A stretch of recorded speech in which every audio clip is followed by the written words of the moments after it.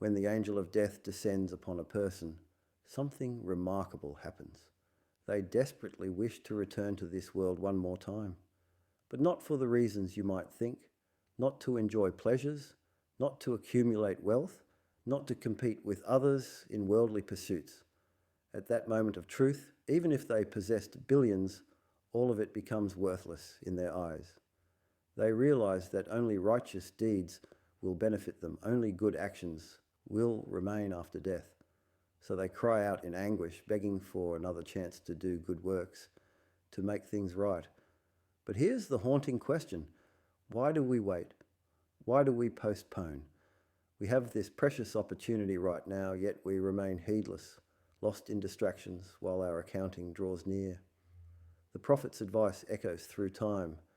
Remember death often, awaken from your negligence, pay attention to yourself.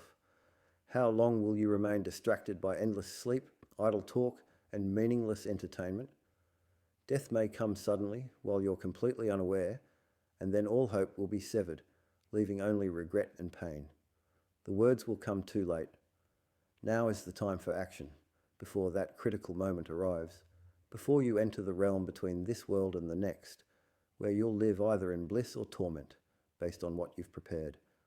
When your dearest loved ones bury you and scatter earth over your grave, when your children and siblings walk away and no one stays to keep you company in that dark place, what will comfort you? Only your righteous deeds.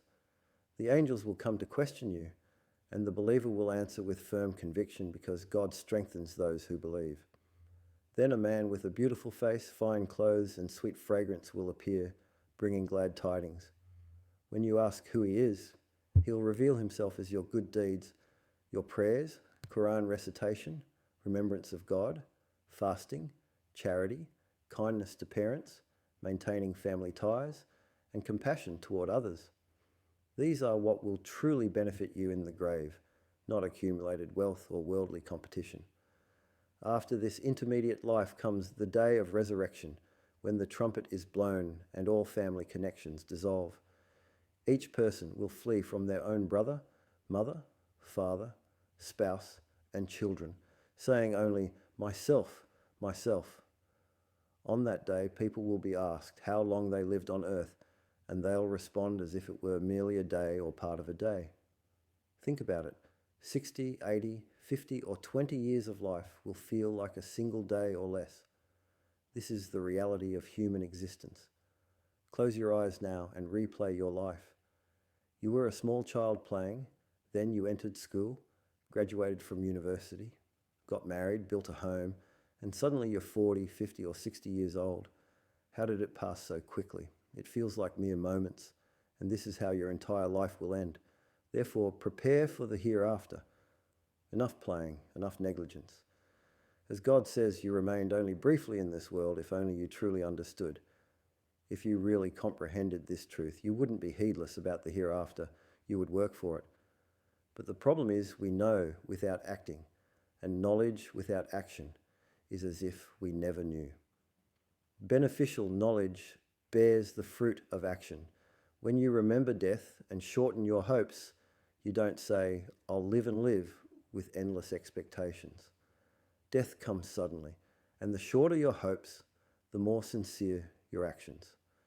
Pray as if it's your farewell prayer.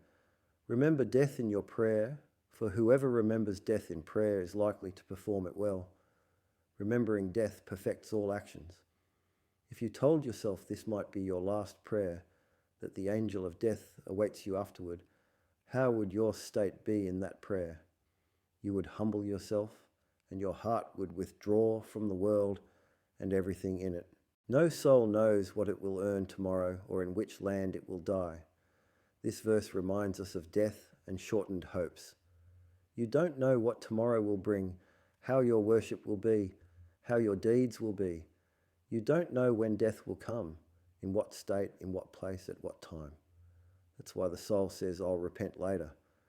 When you advise young people to maintain their prayers, to wear hijab, to leave fornication, smoking, or drugs, they say, we're young now, let us enjoy our youth, we'll repent when we're older, God willing. This is how the soul deceives them, how evil companions embellish things, until death comes suddenly and all hopes are cut off. O you who believe, let not your wealth or children distract you from remembering God. Whoever does that, those are the losers. True happiness lies in obeying God, using your wealth and children in obedience. Spend from what we've provided you before death comes, and you say, My Lord, if only you would delay me for a brief term so I could give charity and be among the righteous. But it's too late. God will never delay a soul when its time has come, and God is aware of what you do. Reflect on what a person wishes for at death. Notice how charity is mentioned here, indicating its tremendous reward and impact. Whoever is good to God's servants, God will be good to them, easing the agonies of death or granting steadiness during it. We ask God to forgive and have mercy on us. We ask Him to awaken our hearts, grant us steadiness at death, and make our endings good.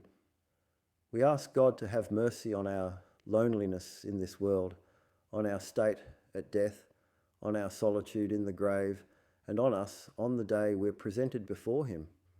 May God protect our oppressed brothers and sisters, grant them victory over their enemies, and guard them from all directions. May God forgive us, our parents, and all believing men and women, living and dead.